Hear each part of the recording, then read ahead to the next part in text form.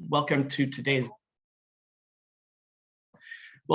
our program today, everybody. My name is Alec Cooley. I'm a senior advisor here with Busch Systems, and I'll be your moderator for today's program. This program today is another one of our series of our Green Thinking webinar series. We do more or less every month or every other month, all focused on different aspects of waste reduction, recycling, waste prevention, primarily focused towards institutional settings, but many of these also apply to other settings as well.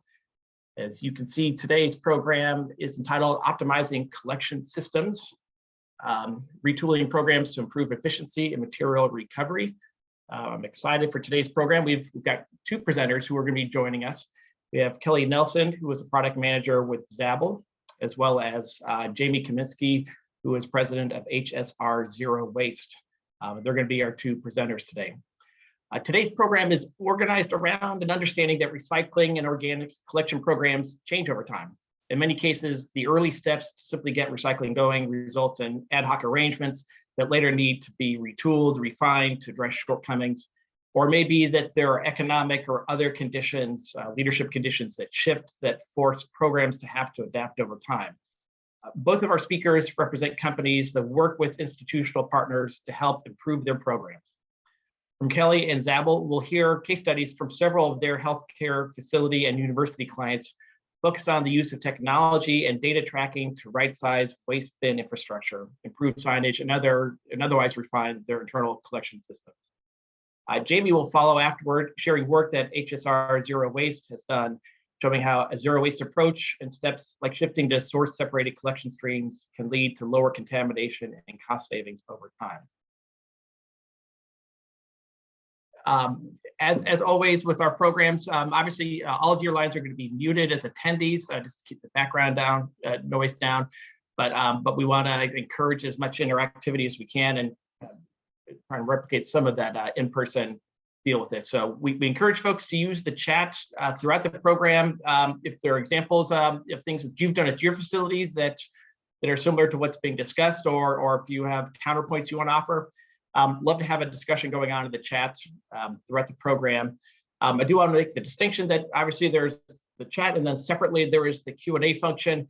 If there's a question that you specifically would like to have addressed by one of our panelists, please put that into the Q&A. That increases the likelihood that I will see it, and I'll actually be able to verbalize that out loud. If it's in the chat, I may or may not see it. So just keep that in mind as we go along.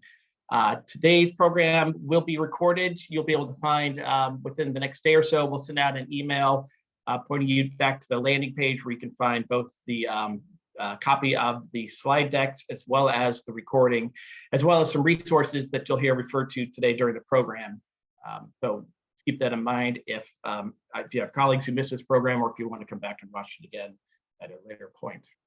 With that, let's just jump right into it and go with our first presenter. So I want to welcome Kelly Nelson, again, product manager with Zabble Inc. And Kelly, give me 1 second.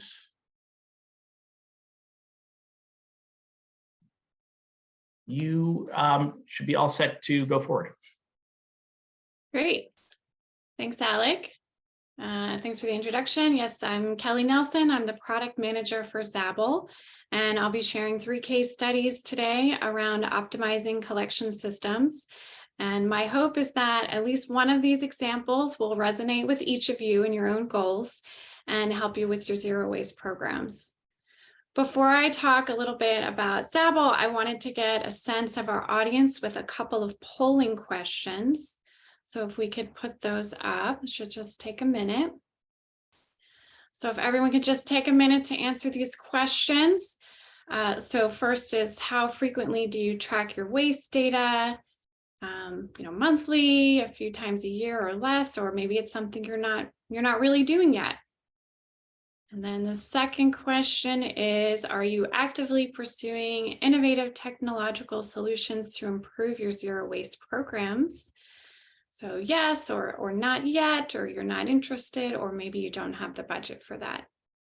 So just take a few more seconds to answer those questions. And then we can display those results. I think we can just display those results.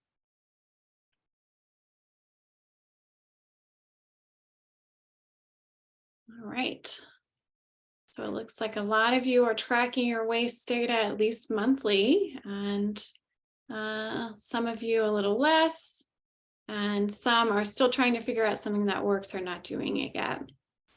And it looks about 50-50 in terms of actively pursuing innovative technological solutions. So thank you very much. All right, let's see if I can get to the next slide here.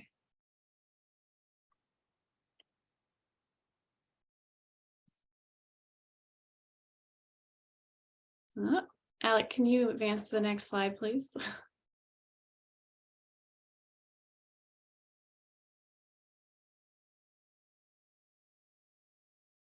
All right, thank you. So here's a little bit about Zabble if you don't know who we are.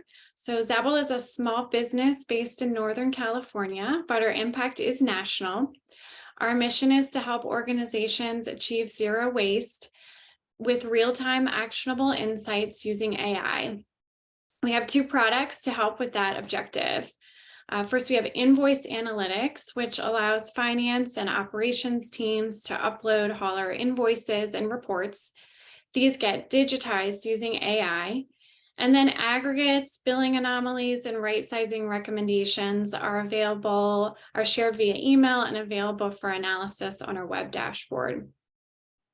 Second product, mobile tagging, allows facilities, sustainability teams, custodians, and interns to run campaigns to measure the effectiveness of outreach and other zero waste interventions. And I'll say a little bit more about mobile tagging on the next slide. Zabble's received multiple grants from the US EPA to develop our AI-powered technology and help universities, hospitals, and municipalities track their progress towards zero waste. All right. So the three examples I'm sharing today come from three different institutions using Zabble Zero mobile tagging. For context, here's a little bit about what that looks like. So our users can quickly tag the fullness and contamination of a bin. Our AI suggests the fullness level and contamination items based on the photo, which streamlines the data collection process. Zabble Zero also makes it easy to track incidents such as hazardous waste or missed pickups and notify stakeholders in real time with alerts and email notifications. All of the data collected through the mobile app is then available on our web dashboard for analysis.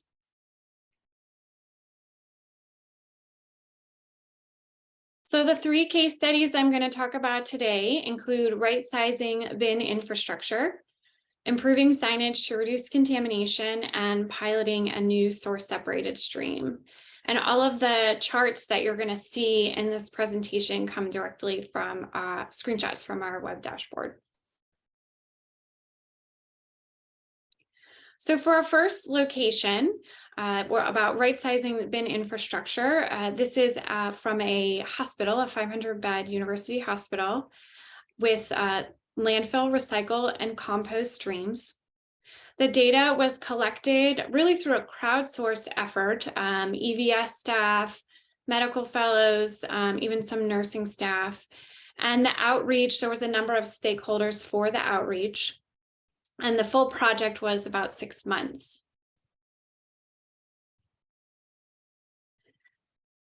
They had a number of goals. The one I'm going to focus on with this case study is really identifying areas to streamline workflows and reduce collection times.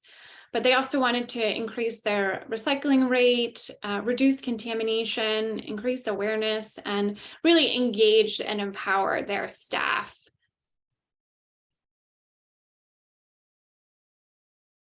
So the very first thing that they wanted to do was to digitize their bin inventory. They really did not have a good sense of how many bins, what streams, where they were located throughout their hospital. So this first step, we had 2 team members go throughout the hospital and digitize the inventory, and they used our application to do that. And so they would enter the location, the size, the type of bin, and the stream for every bin throughout the building. And so using that information, they could identify opportunities to right size. And then they were collecting the contamination data. So you can do contamination-based targeted outreach and encourage staff to communicate and resolve some issues. So here's what we found once the bins were inventoried. So there were 670 bins that they had throughout their building, excluding the dock area. And so when we looked at those, we found that 34.8% of those bins were compost or recycle. So we call this sort of the theoretical diversion rate based on the count of bins that they had throughout their building. Now, if you looked at that based on the volume, all of the bins, excluding their dock, had a total volume of 102 cubic yards.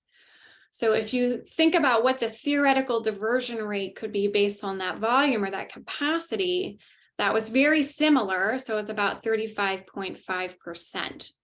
So it was very interesting when we asked this institution what their reported diversion rate was, it was 35%.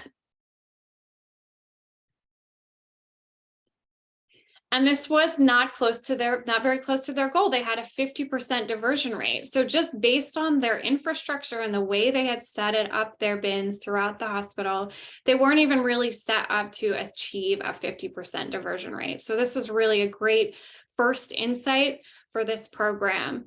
So these charts, these visuals here show a little bit more detail. The one here on the left shows those theoretical diversion rates by floor. So that sort of turquoise color is the theoretical diversion rate based on receptacle count, and the blue bars are the based on the volume. So with the exception of the kitchen area and the first floor, all of the floors were really below that 50% diversion rate goal, just based on the setup of their bins. The chart in the middle shows a little bit more detail based on the stream. So we can see with the gray bars, that's the count of total receptacles, landfill receptacles by floor. So we can see that far outweighs the recycle ones in blue and the compost ones, very few compost bins in green. The chart on the right shows the same information just based on volume instead of count.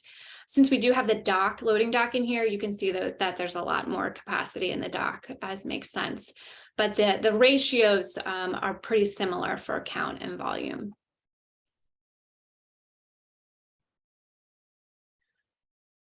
So with this information, how could the bins be right-sized? So because this was a 6-month project, there was a lot of rich data collected based on the fullness and contamination items that were found in these bins. So using that contamination data, here we're looking at frequent contamination items from just the 8th floor. So let's just wanted to start with one floor. So we can see in the landfill, there's a lot of compostable items here. We're seeing a lot of paper towels, compostable paper cups, and napkins, but we're also seeing some recyclable items as well. So by looking at this data, looking at some of the fullness data, you can reorganize, take away some of the landfill bins, and then add some additional recycle and compost bins and co-locate those to get to that theoretical diversion rate of 50%. So this was just for the 8th floor. And by doing this, there would actually be a 7% reduction in bins, which would then also lead to some savings in streamlining collection. So along the way, this sort of crowdsourced effort, there were a lot of staff that were tagging the contamination of the bins. So they were noting significantly contaminated bins, also noting areas with incorrect or missing signage.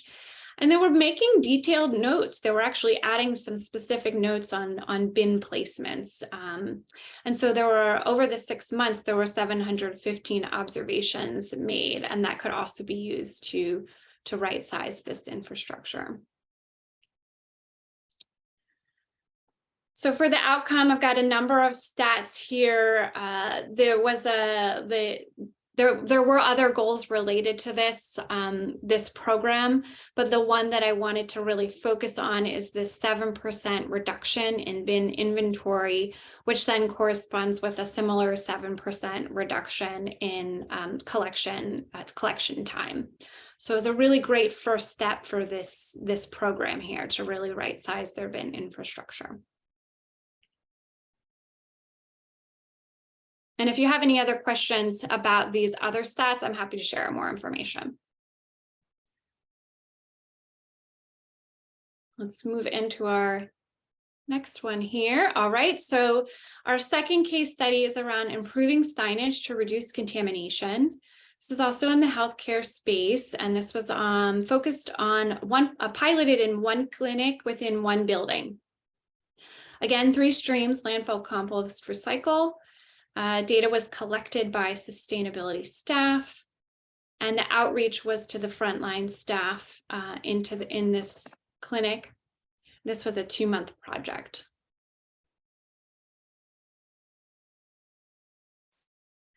So the goals for this project was really to test in this one unit. This one department was really eager for to be involved in the zero waste program. So they wanted to test in this particular unit first and then scale it throughout the building. And really their goals were to reduce contamination in all 3 streams, including a landfill as they wanted to divert more waste. As well as improve awareness with the occupants of the building. So what did they do? So in addition to updating the signage, they were also co-locating the trash, compost, and recycling bins. They conducted some staff trainings on what goes where. And what I really love about this program is their measurement strategy. So before they did any of this, they went into the pilot unit 6 times and did visual audits of the contamination in all the bins in that unit. So they did it 6 times, and then they implemented these changes and did the staff training. And then they went back in and did 6 additional visual audits so that they could feel really confident in the results before scaling to all of the departments. So we can see, so here's an example of the restroom that really didn't have a compost, and there was and no signage in there. So all of the paper towels were ending in the trash. So here we've got some example of updated signage. The compost bin has been added. The signage is very simple since we're in the restroom. It's really focused around paper towels, and then there's some napkins on there as well. Here's another before and after example in the break rooms. The before being on the left there was no recycle bin. And then after the recycle has been added and the signage has also been updated, you can see the compost signage has been simplified, streamlined with fewer examples of items. And the lids have also been added to the recycle bin there.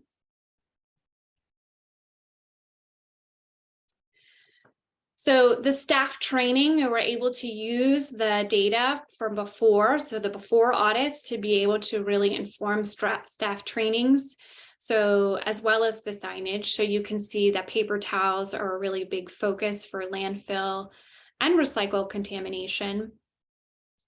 We also see plastic film in the recycle, and there wasn't a lot of compost, but plastic cups and PPE in the compost were an additional problem.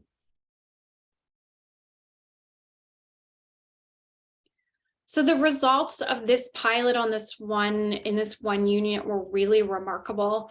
We see here the landfill contamination, as in recyclable and compostable materials, in landfill has reduced dramatically. So this is a really huge win because for recycle, there actually weren't recycling very much before. So there was a little bit of contamination once they added those bins, but it's very low and well below their limits. The compost contamination also decreased with these new changes. It's really quite a success. So in addition to doing these audits and doing the outreach, they were also doing departmental report cards for all of their departments every month. So I'm showing an example here of this particular pilot unit. So there's a lot of charts and information in here, but we can see in that line chart in the middle, the contamination rate by month. That orange line, we can see that has gone down dramatically. So that's for that particular unit. And the blue line similarly is going down, and that is for the whole building. So we can see the success of this program in their monthly report cards. And these get shared with unit directors and other key stakeholders.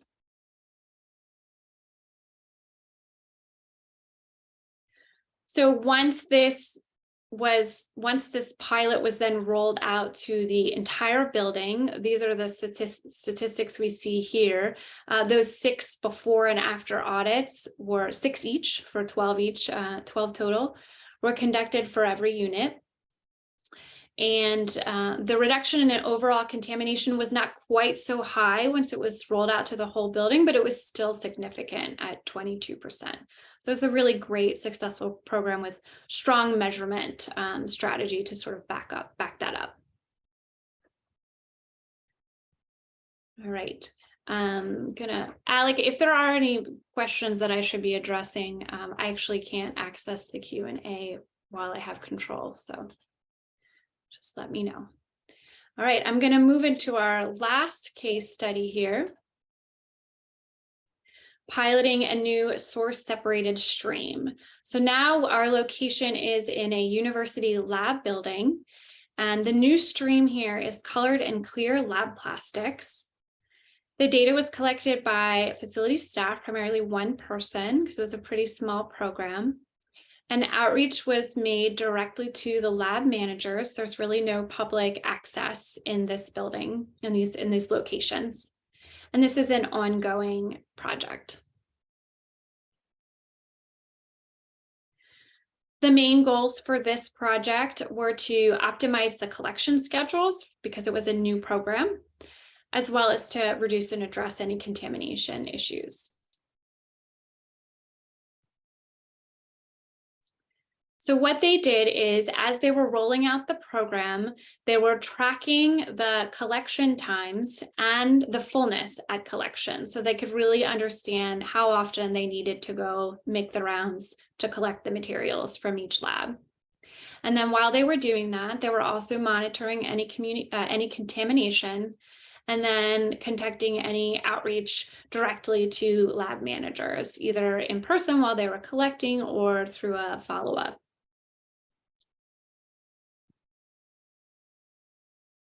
So here we see a screenshot of our app, actually the Zabble Zero mobile app, one of the screens where they're tagging the basic information on fullness and contamination.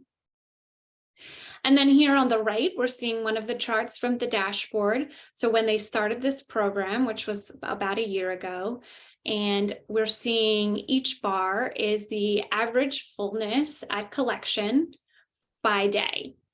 And so all of this is also available at the lab level.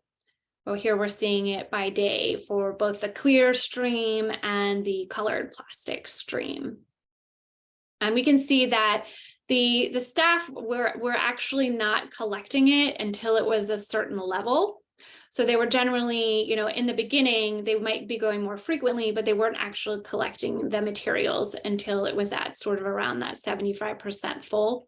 So we can see that generally the averages are pretty consistent here. Here's what we're talking about in terms of when we say lab plastics. We see the racks, vials, test tubes, and other containers.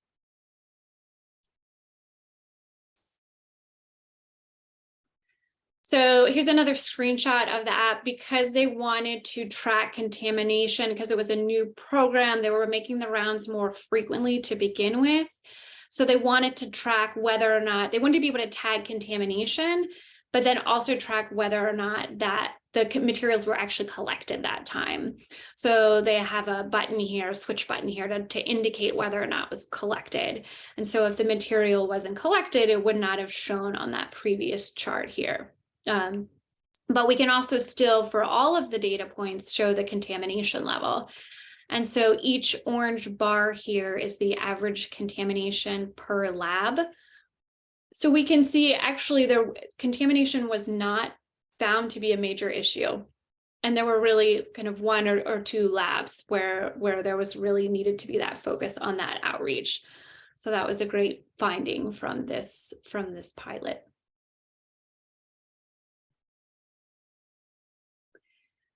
So throughout this program, so it's been going on for about a year now, and these are the total stats for that about year-long program. So this 34 cubic yards is actually about what has been collected. And then so that's from about 32 collections per month, because they are tagging every time they collect. The average contamination is quite low at 2%. And because we have this lab level data, we're able to see, how often the materials need collecting from a lab. So this 80% average monthly participation is an average of how often how many labs have at least one collection per month. So that means they are participating in this program. So it's a really great pilot for a new stream with some strong data on contamination and fullness to really back that up. And that is all I have for my slides. I am happy to take a couple of questions if we have time. Oops. Great, thank you, Kelly. We do have a couple questions that have come in. Pull a couple of these. First, we'll start with this third case study you just did from the university lab. Megan asked, did the lab need to identify a waste collection or hauler partner that would take their plastics? Or does Zabble help with this in any way? So they did have to identify that, and they had actually already done that before they used Zabble for this. So we were not involved in that, but I'm also happy to find out more information about that process from this university. Got it, okay. Another question we had coming in also about this last case study was, can you speak more to what helped with the lab in terms of avoiding contamination? I mean, that the number was already pretty low, but can you talk more to what they did? Yeah, that's a great question. And so this university is very far along in their zero waste program. So I think that is one thing that's probably pretty important to mention. They're pretty advanced already. The occupants of their building are pretty good already at separating source separation. So that is good to know. And then they did have, I didn't include sort of the signage, but they did have some signage on that. And when they launched it, because it's sort of a closed area, they could do that direct outreach with those lab managers and really communicate about the program, how it was working, what was acceptable, what was not acceptable. So because it was sort of like a closed, there's a limited amount of people that could do that direct outreach. And so I think those are the main points. And then I'm also happy to kind of follow up if there's, more information on that. Got it. I have just one other question for now. This one from Gary, and it's going back to the second case study on the healthcare. Can you talk a little bit more about the technology that was used to digitize the containers and associated data, how that technology actually worked? Yeah, so actually they didn't have anything to work with to begin with. Like there was no spreadsheet, there was nothing. So in this case, they just had to go around to each bin And so they used our app to kind of add this. You could do it similarly with a spreadsheet. You take your computer around and you just add in, the location, and you add in the data for each bin. We used our app to do this. If there was if there was already a spreadsheet, it could have been done differently, but they really didn't have anything to start with. So it was really just sort of a manual adding of the data through the form in our application, which makes it pretty easy because we have drop downs and that sort of thing. So it makes it pretty quick to add, but it still required going around to each location throughout the hospital. So it was definitely a good 1.5 to 2 day effort to do that as a one-time thing. Yeah, which is in many cases simply what it takes to understand what you actually have out in the field. Exactly. When you get to large facilities, I know from experience, it's amazing how your infrastructure can grow in layers at times, and it can become unwieldy. And just simply doing this process is important to improving programs over time. And they didn't have the RDFI tags. They didn't have that. I'm seeing the follow-up question here. So. Got it. Great. Well, let's go ahead and move on to our next presentation. Thanks, Kelly. So let me welcome Jamie Kaminsky with HSR Zero Waste. Jamie, I'll hand it over. Thank you, Alex. Great presentation, Kelly. It was great. Hi, I'm Jamie Kaminsky. I'm from HSR Zero Waste. Today, I'm going to be talking about kind of more of the back end side of how we manage to get our clients above 80% and beyond when it comes to diversion, and focusing on also waste reduction and reuse programs.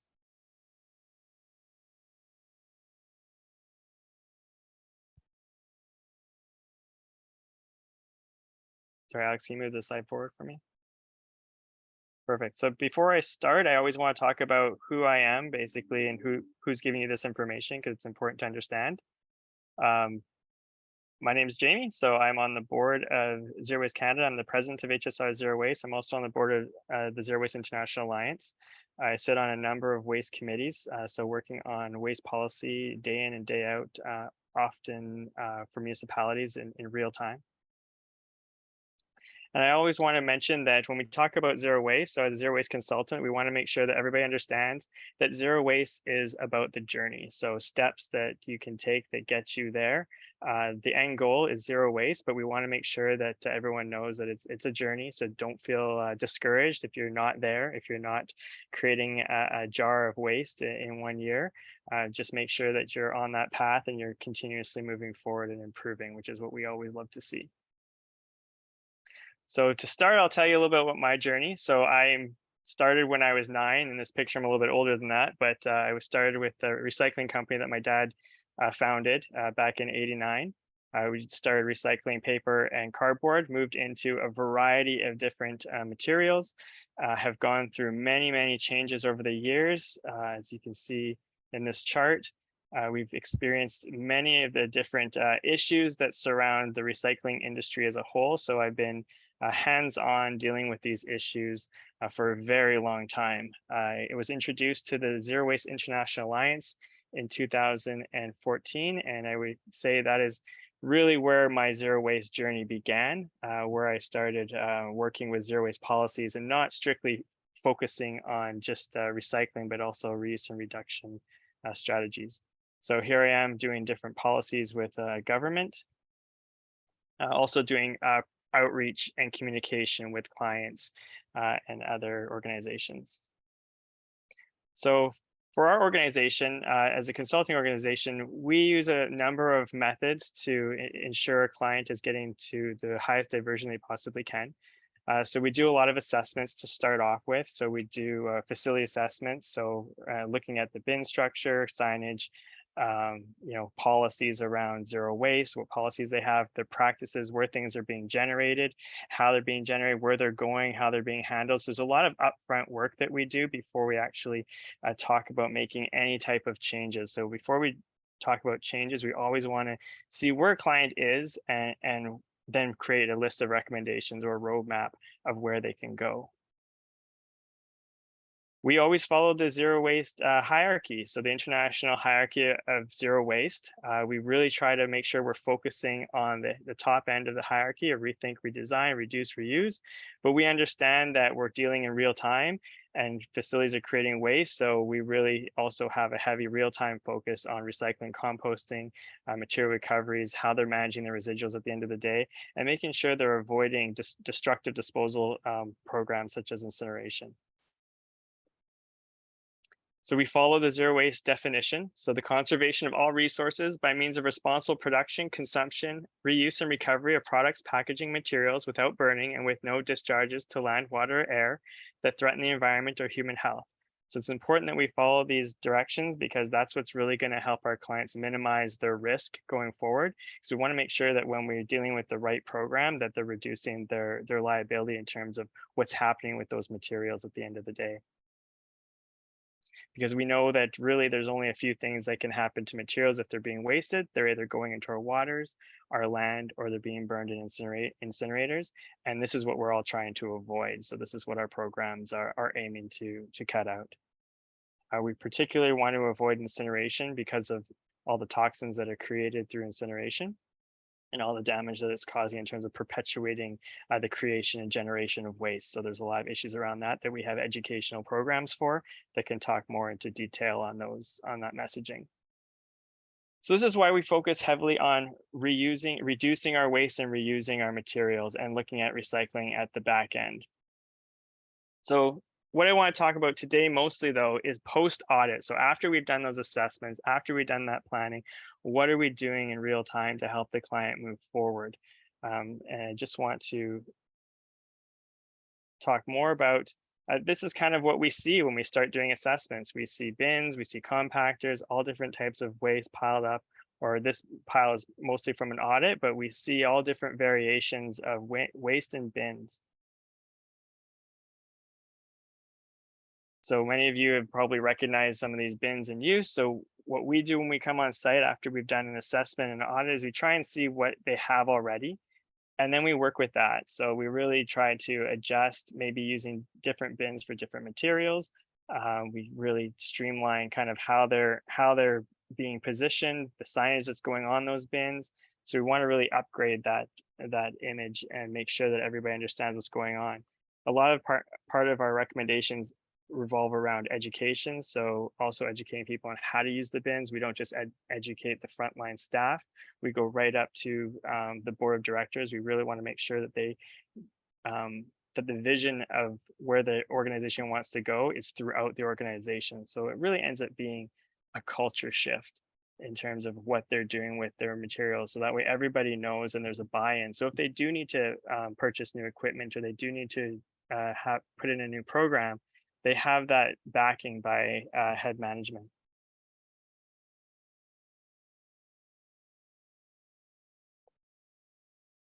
So lastly, what we implement and one of the programs that we have that we put in place are on-site associates that sort out the waste. So this is a backstop that we use because we understand that while we're working on upfront programs in terms of reduction, educating on reuse, educating on proper source separation, readjusting the inside bins, making sure there's low contamination. We understand we're dealing in real time and material still needs to be managed and we don't want to see that going to landfills or incinerators. So we have a team of associates that can do sorting. We have a whole program to train associates for that. And they are able to sort out a variety of different materials. So the great thing about this is that it really gives information in real time. So what it's doing is it's not just looking at the regular programs that the organization has, but what's also available in the region. So for instance, maybe the organization doesn't have batteries set up, or our sorters can take those out, put those aside, and then we can have a discussion with the client afterwards to talk about, hey, this is what we're finding on a regular basis. This is a program that should be set up. So it really brings out that idea of source separation. We can isolate materials in terms of seeing how much volume of a certain material is coming out on a regular basis, and then we can adjust the equipment accordingly. For instance, one of our clients was using, they're doing front load bins or totes for mixed containers, and they had a compactor for their garbage, for their waste that was going to landfill. When we brought our sorters in, we reduced that volume and we were able to shift it. So that way we were using the compactor for the mixed containers and we were using a tote or 2 or 3 instead of a whole compactor for just the waste. So the result from all of these efforts that we're putting in place really ends up where we're able to divert up to 80% or more materials from landfills and incinerators. It's really important to understand this is a reality. This is a lot of the materials in there are compostable or papers or plastics that we can separate out. And then there's other bulky materials that we're able to capture. With the education that we give the clients in terms of the consulting up front, we're able to adjust their purchasing habits to make sure that the materials they're purchasing align with the programs that they have in place in the facility. So it can really drive that diversion quite high when you start including that type of work as well, aligning with purchasing. And then disposal costs obviously reduced because now instead of sending out a compactor every month, we're sending out a tote of material or 2 totes of material. So it's usually around 10% or less, or around 10% of materials.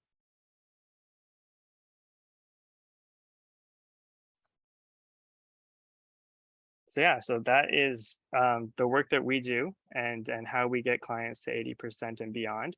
If there's any questions, please feel free. I want to leave a lot of room for Q&A for this program. Great, thanks, Jamie. So we have, we'll start off, we have one question here from Gary. How do you structure the business deals with your clients that you're helping to get to zero waste? Do you get a percentage of their savings, or how does that work as far as the business model? Yeah, so our agreements are very flexible. So we go with whatever the client's needs are. So we add sorters at the beginning, and usually that tapers off as they get more educated, and we do more assessments and audits to reduce their waste. So it really works in a fluid motion. So when we switched over the compactors, for instance, there was no locked in agreement that we had to do that much hauling for that compactor or that much volume for waste. So it really allows the client to be able to be flexible and nimble as we're working through the process, because zero waste is a journey, and it's really real-time action, and you're always making constant little adjustments here or there in terms of size of bins, frequency of hauling, level of sorting, level of education. So we really want to make sure it's flexible for the client. Okay, great. Another question here from Megan. Because different facilities accept different materials, she's curious to know how you work with your clients through that, knowing that they're not all the same types of waste.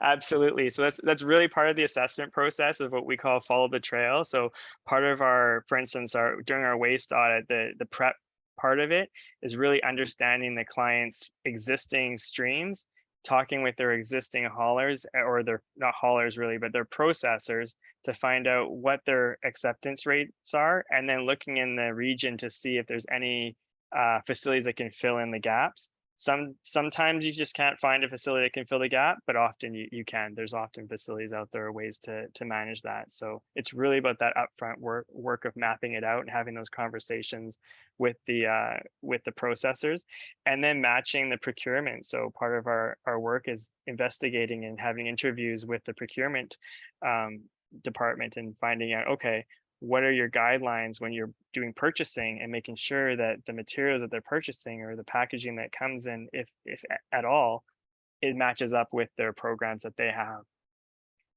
Yeah, got it. Again, if others have questions for Kelly or Jamie, go ahead and put them in here. We'll come back to a few of these in a moment. I actually have a question myself for you, Jamie. I know, going back to one of our earlier conversations as we were preparing for the webinar, we talked about most programs, or maybe not most, but a lot of programs have shifted over to single stream over the last 10, 15 years because of the perceived efficiencies on the collection side, reducing costs. But there's also a lot of evidence that has contributed to problems with contamination. And I know you work with some clients to look at shifting back over to more of a source segregated system. Can you chat a little bit more about that? Yeah, absolutely. So one of the, aside from contamination, one of the main issues from an operational perspective with single stream is you're limited in your processors. So they really can lock you in terms of sending material to them. Once they have you hooked on that, throw it all into one bin, send it to me. The other part for me as a consultant that I have issues with is the transparency. So being able to really understand how much contamination there is, what's getting recycled, where is it going. That type of program is a lot harder when it comes to single stream, because we know that there's often a lot of food waste on some of these plastic containers, on many of the food containers. And the issue is that if you're mixing that with paper, that's getting on the paper as well. When you're dealing with residential, you're getting more than just plastic containers in there. You're getting all or just food waste. You're getting all sorts of liquids and things that can get on those materials that can contaminate. So we know that there's high levels of contamination in that, and the cost is higher. So those two issues just make it non-realistic as a viable solution to get to zero waste. So really, we advocate for source separate within reason. We always say that you can mix materials as long as they're really easily sorted out. Like, I have no problem plastic bottles and metal containers together, because you can get an eddy current and a magnet that can pull out that metal and sort out those plastics. But it's when you come to mixing glass with paper with plastic, that's when you start to really get the issues. Yeah. Obviously, there are a lot of logistics involved, just infrastructure wise, if you're going from a single stream back to a source segregated. I'm just curious, because I know there have been facilities, especially since China National Sword and the market disruptions of the last 4 or 5 years. I've definitely spoken with universities and others who have been taking a serious look at shifting it back over, but there's a lot of number crunching and trying to understand in practical, real world terms.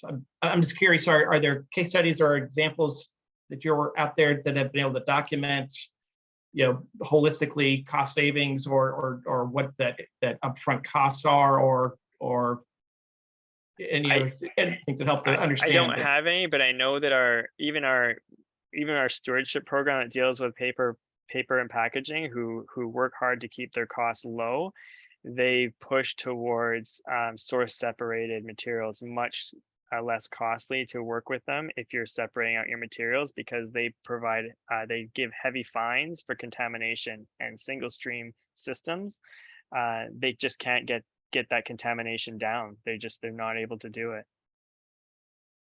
Yeah. Okay. Good. I'll come back to some more questions. It's like the ones we have still have a few questions here for still for Jamie. From Jeremy was asking, how long do the sorters sort at a client when they're doing this? It sounds like there's an ongoing part of the program. Can you clarify what their role is in the service that you provide? Yeah, so there's two parts to it. So one, we match it up with their level of need. So some clients need more sorting than others, and then we also match that up with education programs, and then we monitor the levels of sorting that's needed over time. So it reduces over time.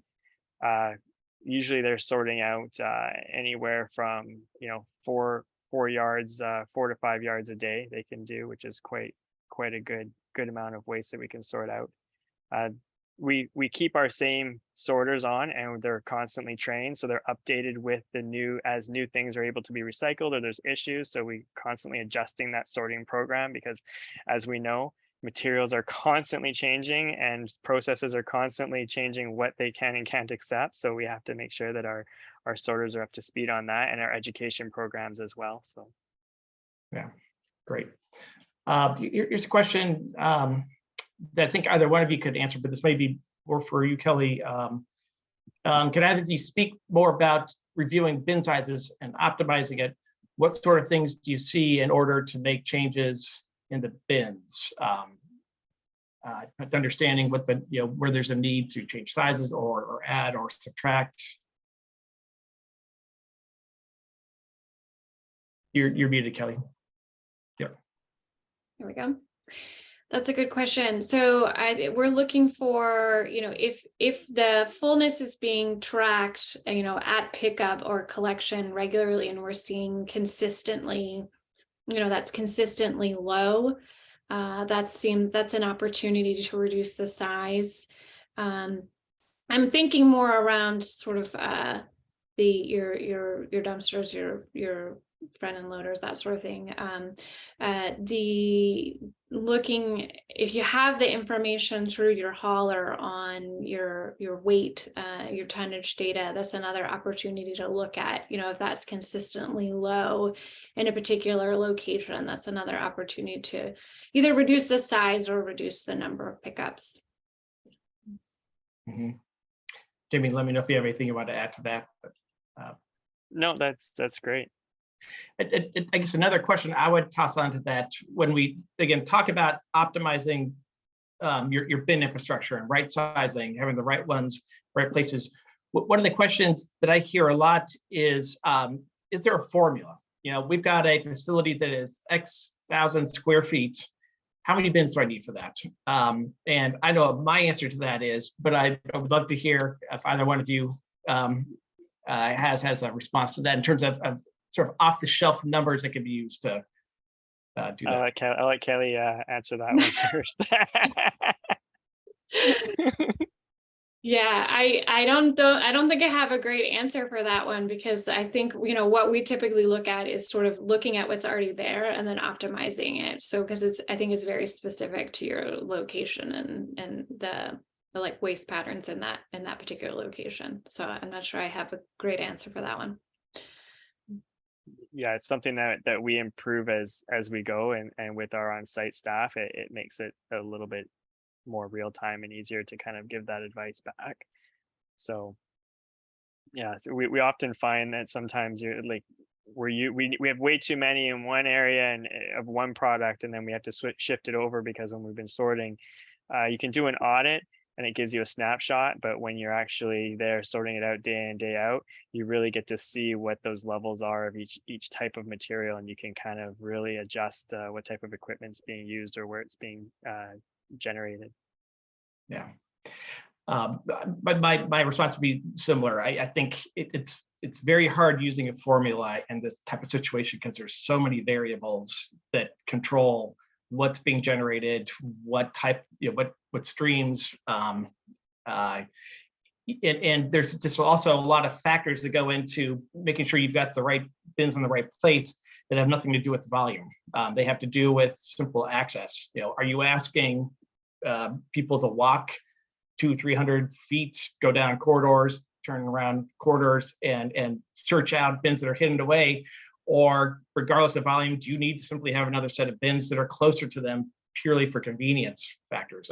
There's a lot of that goes into it that, from my experience, it's hard to get away from the need to walk through and really understand a facility, how it's being used, what the flow of material is, and be able to map out and design things around the usage patterns as much as the number of per capita or per square feet type of formulas. We have time for just one more question coming in here. I see this one's again going to for Kelly. This is from Courtney.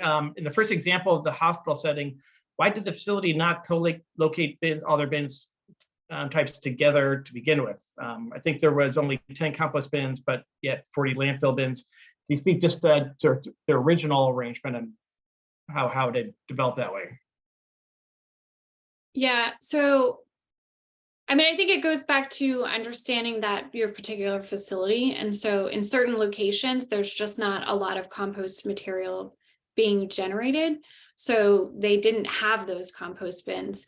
And so going from, very few to now you're co-locating all of them might be a bit, you don't necessarily need that in all of your locations. So when we look at those recommendations, of course, you also want to understand the work, you want to understand the materials that are being generated around there. And so going from, not having any or having very few to having a fully co-located was not necessary, was not really necessary for them at that time. It was also easier for them to, because they had, it was also easier to sort of take away bins rather than add all new bins, right? So that it's just easier to do it that way, in the sort of more immediate term. Mm-hmm. Yeah, and certainly, from my experience, I find that many programs evolve. When you're in that early stage of just simply getting your program in place, you're trying to get bins out there, and you're almost in triangulation mode, and you have a budget that can put out X number of bins in these locations. But that's one of the challenges, is when you have you're trying to take a legacy arrangement that's all built around solid waste, and you have this ubiquity of waste bins everywhere. Simply trying to achieve parity, it can be a budget buster, and that points to one of the reasons why it's important to do this type of coming back and really understanding the flows, and not just relying on the same assumptions that we need to have a bin in this location. Maybe you do, maybe you don't. There's a lot of evidence, certainly I've seen case studies that big facilities have been able to pull back the number of individual locations to a smaller number, but then that facilitates the ability to match and have parity with the waste recovery bins, and get away from this sort of lopsided system that still sort of implicitly encourages throwing things in the landfill simply because that's the only bin that's there. Good. Well, we're getting to the end of our program. I do want to pull back up my screen and go over just a couple upcoming things to share with you.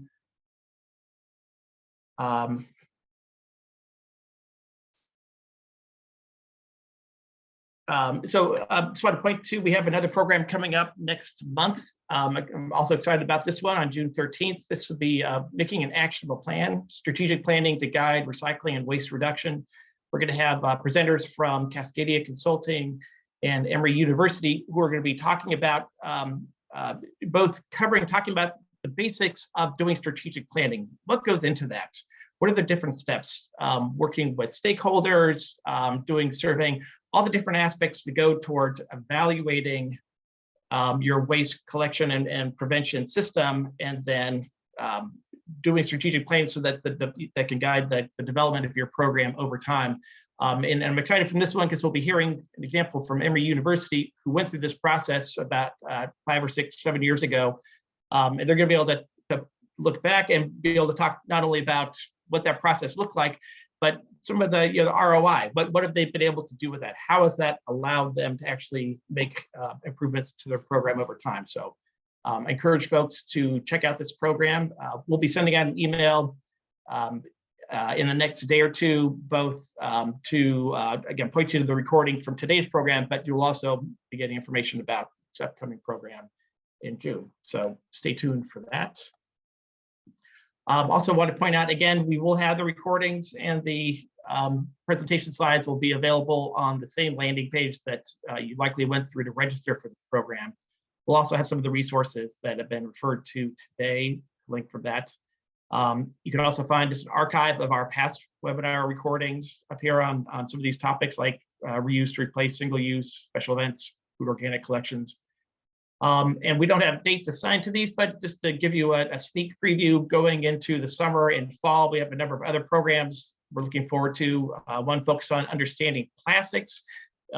We've heard a whole lot about what works, what doesn't with plastics recycling and collections. And I know many have questions about what should you be doing? Should you be collecting different types of materials? So this is going to be a program that's just trying to give a 360 understanding of what are the life cycle analysis say about recycling plastics? Does it make sense? Does it in certain contexts and not in others? We're going to be hearing some expert presentations about better understanding how that should influence the way you run your collection programs around plastics. We'll also be returning back to the topic of reuse and waste prevention, and how to really be able to scale this up in not only in places like California and Washington, but even in places like your own community. What are some of the opportunities that are out there now? We'll also be talking about centralized collection arrangements and returning to that topic of healthcare waste reduction. All those will be happening throughout the summer and fall, and look for more information about those as they come together. Or you can also find all this information up here on our website at buschsystems.com/blog. Again, want to thank Kelly and Jamie for presenting today. Really appreciate what you guys covered. It's great information. There's a lot to these topics. We could obviously do another 3 or 4 of these programs and still be scratching the surface of many ways. But I want to thank you for participating. Thank you much. Thank you very much, Alec. Thank you. Right. And with that, we're at the end of the official program. A couple, I guess, another housekeeping item. If you are looking to get CEU credit for whatever certification or standards programs that you may be involved with, we can't guarantee whether or not this program will qualify for that, but we can provide you with a certificate of attendance that you can take back to whoever that certifying body is, and hopefully they would be able to extend credit. So if you are interested, reach out to my colleague Marissa Caldwell at the address you see on your screen. We will be sending out a survey generally after the program ends. It usually pops up on the screen, or if you're dropping off before we're done, we'll also do an email will come out on the next day. But the feedback that we get is helpful to us, both to share with our presenters and also to help improve our programs going forward. So I encourage you to look for that, to fill it out. So as I said, we're now at the official end of the program. As we've done in the past, I want to invite those of you who are interested to stay along. I'm going to bring on a colleague, Michelle Dunn, from our sales team to talk about some of the products that Busch Systems produces, and just answer any questions we have. We'll do a quick product demonstration. So again, this is the end of the official program. Thank you for all those of you who came for this, but for those who want to stick along, just stay right put, and I will bring on Michelle. Michelle, tell me if you're there. I'm hoping you can hear me, Alec. We're trying. Can you hear me okay? I can hear you, yes. Okay, that's great. Soon, hopefully, you'll be able to see me. We're getting there. Okay. Oh, there we go. Here we are. All is well. Thanks so much for the introduction. And for those of you who don't know me, I'm Michelle Dunn. We do have these product showcases from time to time after the webinars, just to highlight some of our most popular indoor-outdoor bins. These webinars that we've been doing for a few years now are meant as a resource and to get conversations flowing, best practices, industry trends. They're not necessarily sales focused and about our products, but really more of an educational tool. And so we do like to host these showcase sessions after the webinars, just to, again, as I mentioned, highlight our most popular products that we have in different verticals such as education, municipalities, architects, designs, that sort of thing. So I'm Michelle. I've been with Busch Systems for almost 14 years. As a company, we have been around for almost 40 years. And we work with products such as plastic lumber, recycled plastic, melamine, metal, stainless steel, you name it. We are a B Corp company, so we do pride ourselves in that, and we really hold ourselves accountable to the highest standards when it comes to environmental and social policies. One thing to point out, we are on several different contracts as well, education cooperatives, state contracts. We have a very, very active marketing team here too that's always looking out for where can I find money, where can I apply for a grant. So not only do we sell bins, as Alec mentioned, we're also a resource here for different case studies, blogs, grants. So feel free to contact your rep. We have a full team here that's designated to different verticals. Again, I specialize in education and healthcare, but we have a team that just focuses on public and in municipalities, architects and designs, hospitality, you name it, we're here for you. With that being said, I'm going to start with our most popular tried and true container waste watcher system.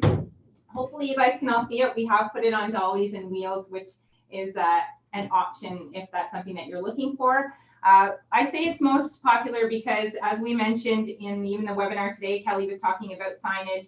It's really, really key when it comes to education and a successful program is proper signage, restrictive openings, colors, and this system hits it all. So it is made out of recycled plastic, a minimum of 35%. You can get it in several different sizes, several different colors.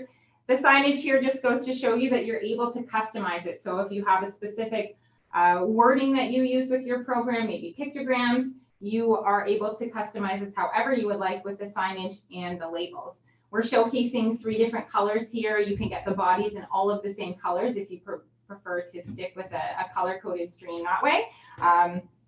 And the different restrictive openings, this one here is meant for the single stream. So it's your Saturn-shaped lid. We've got a nice lift lid here for compost if smell and breathability is important to you, and the large waste opening here. But again, it comes in different shapes, like the slot for paper, circle for cans and bottles. If you have a more source separated program, we've got lid options for that too.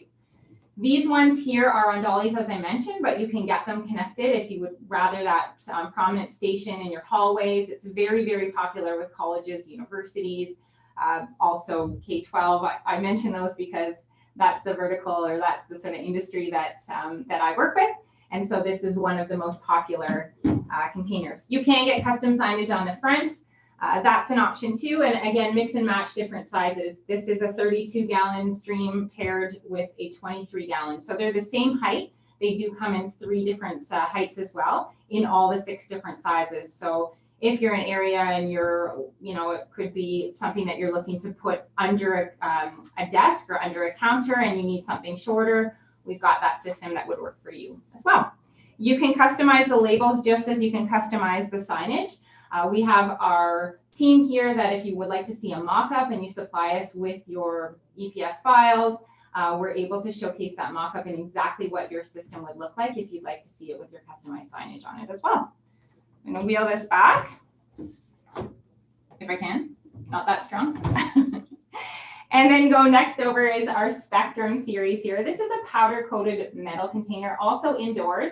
One of our most popular for also schools, but higher end spaces if you're looking for offices and something a little bit more aesthetically pleasing, just because it is made out of powder coated metal. There is plastic liners inside of each bin as well. And this also comes in 6 different sizes. So it ranges as small as an 8-gallon size all the way up to a 32-gallon size. So you can mix and match your program if you want something that's a little smaller for compost, just in terms of the bags being heavy, that you can have a smaller size paired up with that larger recycling station if you would like. I only am showcasing 3 sizes here, but they do come in different shapes as well. So if you're looking for a rounded look, we have some different shapes that might work for your space. Also restrictive lids. This one here is just a large full opening, but I'm hoping you can see, maybe you can't. I don't want to be too loud. The circle one here as well for cans and bottles. We have all of the different shapes and sizes. We also have a lift lid in this series as well. Just to showcase the plastic liner, I'll pull it out here. Keeps everything neat and tidy inside. You can see the handles, very ergonomic, and it's very easy for your custodial staff to empty the bin, clean it. You can wrap the bags around these hooks here so that they're not shown on the outside of the bin. So everything's kept nice and tucked inside. You can see the back sign frames as well. They're also made out of powder coated metal, extremely sturdy. And then different signage options. Again, you can customize these however you would like. If we can match different PMS color matches with the labels on the front. These are stock labels, but you could go with any type of customization that you would like as well. This series also has the option of casters. So if you are looking to have it as on wheels, that's something that can be added after the fact, or just put on yourself. They can ship with, and it's a simple screw on the bottom of the feet. All right. Also, I forgot to mention Marissa is in the background. So if you do have any questions, we also have a chat going on with the program there, and she's happy to chime in. I'm sure either during, if someone has a pressing question, or after the end, I'm happy to help in any way I can. Actually, Michelle, if you don't mind, we have a question from Courtney about the waste watchers, just while you're standing next to them. Yeah, sounds great. She's saying that she loves them and has them in several locations, but she finds the custodial staff gets confused on how to remove the lid, and they end up ripping off the sign holder, unfortunately. And if you have any recommendations for helping with that. I will have a recommendation in just a few months, Courtney. We're actually in the middle of designing a new sign frame that's actually, it's more durable. It's easier for those issues, like you mentioned, your custodial staff. I'm sure at times they're probably grabbing it by the sign frame itself, and then it could be issues of it snapping off. So you are not the first person to bring this to our attention, and it is hard to educate your staff, when they're cleaning it, they're in a hurry. it's just easy to grab it whichever way you can just to empty the content. So we have, we're in the middle of coming out very, very close with a new and improved sign frame that are going to address all of those issues for you. So I'm not sure which vertical that you are in, Courtney, but I suggest definitely contacting your rep. Maybe it's me. I'm happy to work with you. I'm happy to hear that you've been using our waste watchers and they're working out for you. And we would, love to get that new sign frame to you. Maybe send a sample and then you can test it out yourself. Hopefully that addresses it. Awesome. Yeah, that's fantastic, Michelle. Thank you. Continue. What else do you got there? All right. Well, I just chose products that showcase the different materials that we work with because there's so many different spaces out there, lots of different architects and designs. Even with schools, I'm so used to working with outside companies that are coming in and giving their suggestions on what the bin should look like. It has to be functional, but it also has to be aesthetically pleasing and make sure, obviously, with increasing diversion rates, it's doing its job, what it's meant to do. So this is another popular indoor. It's on casters, so you can see it. I'm hoping it's our Aristotle line. It is extremely cost effective. It is made out of melamine. There's several different finishes as well. A stainless steel top, just to give it that extra high-end look. We have put a back sign frame on this version. It is a triple. You can see the lid. I'm hoping you can see the different shapes that are cut out there, but this stream also comes in several different sizes. It comes in a larger XL version and a single and a double in all of those different streams as well. So in this particular one, it's a 15-gallon per stream, but we do have a larger XL version, which is 28 gallons. So if you're finding that the 15 gallons is too small and you have a higher traffic area and need something a little larger, again, you can mix and match and put those larger units in that those high traffic areas. Inside, they do have ergonomic liners as well. As you can see, I'm holding onto a handle. It's very, very sturdy. Clips onto the bin as well, so that it makes this bin higher and easier for your custodial staff to lift out the bag. They're not going to be bending down, stretching, putting strain on their back. It's just a lot easier for them to empty. The back sign frame can be added on after the fact as well. Again, we're showcasing completely different signage here just so that you're able to see, you can put any type of graphics on here, any type of signage and labels on the front that you would like. We do have some customers that put it on the front of the bin also. And this particular one is on casters. So that's an option if that's something that's important to you and you're looking for it to be, maybe wheeled in for events or just in certain rooms if you have a conference that you need a few more bins, you can wheel them in it. This is our slate gray. Again, we do stock it in a few different finishes.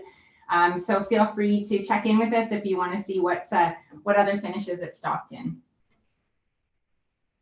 Now, I'm going to try to wheel some of these out of the way just to touch base on some of our outdoor bins. We've put a lot of focus the last year or so just on filling that void and adding more additional outdoor bins, whether it be plastic lumber or recycled plastic itself, just in the single, double, triple stream also, just to showcase the different sizes and to work with the different programs that we've been seeing year after year.